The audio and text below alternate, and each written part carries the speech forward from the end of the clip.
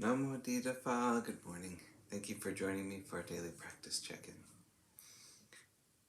Listen, listen, listen. This beautiful sound calls us back to our true home.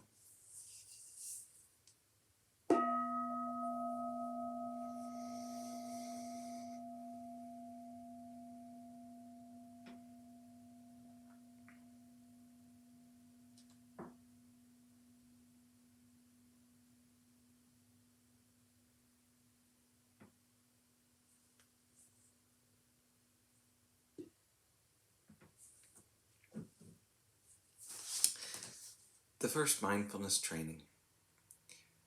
Aware of the suffering caused by the destruction of life, I vow to cultivate compassion and learn ways to protect the lives of people, animals, plants, and minerals. I am determined not to kill, not to let others kill, and not to condone any act of killing in the world, in my thinking, or in my way of life.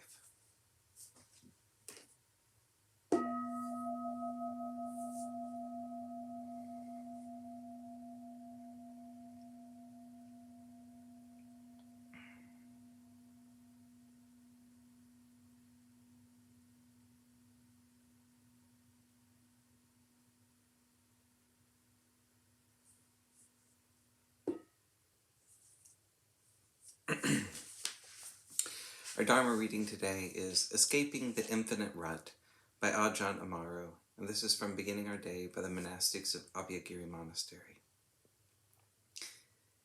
We begin another day, reflecting on the tasks that we all have, the list of things to do, the never-ending need to attend to the kitchen, the various work projects, gust monk duties, construction, and so forth. There's a sense of continuity, of things carrying on from where we were before, going on and on.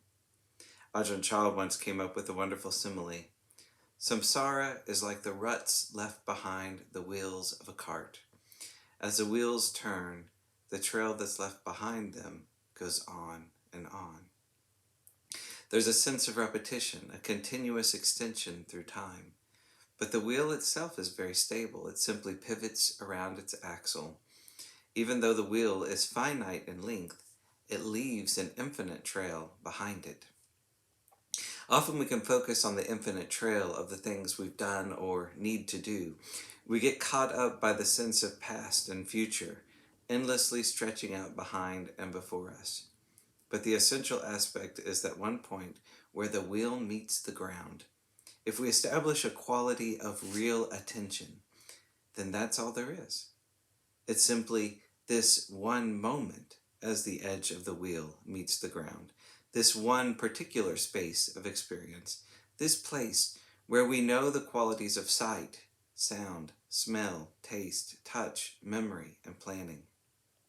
It all happens here, in this moment, in the space of this mind. Right now, I'm sitting here, listening to these words of the Ajahn, having tea in silence, the weight of the body on the ground, feelings of coolness, warmth, tiredness. It's all happening here in the space of our awareness. This is the wheel meeting the ground. There's a quality of great simplicity, stillness, and stability to this. So even though there's a dynamism, a flow of experience, and perceptions come and go, there's also a quality of stillness. Luang Por Chah phrased it well. It's like still, flowing water. The mind that is aware and knows it's still, but the perceptions, thoughts, feelings, memories, ideas, and plans have a quality of flowing, of continually and unrelentingly moving.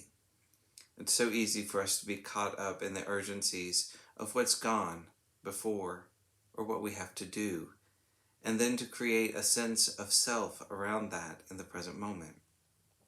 It's important to question this process.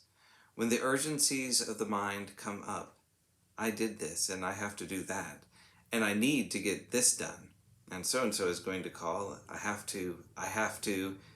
It's good to get out of the rut, as it were, to stop obsessing on the have-dones and the have-tos, and question the feeling of urgency, obligation, and entanglement with past and future. We can ask ourselves, is this endless trail of doing and being done the whole story? Is this the only way to perceive things? In this way, we can challenge our presumptuous habits of judging the past, judging the future, and judging the present. Is that so? Is that really the case? Is that the whole story? Oh, it's good. Is that so?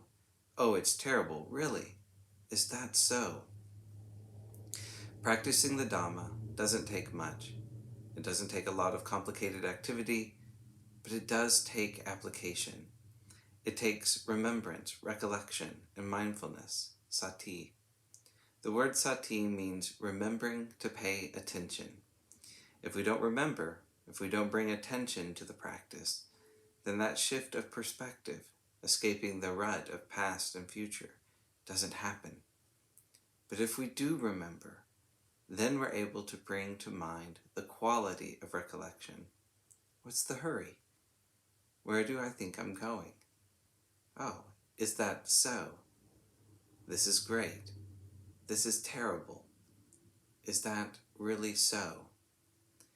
It only takes the tiniest suggestion, the briefest recollection, to catalyze the realization in the heart. Of course. How did I believe that was the whole story? Oh, right. It's just a judgment. It's merely a perception. It's only a plan.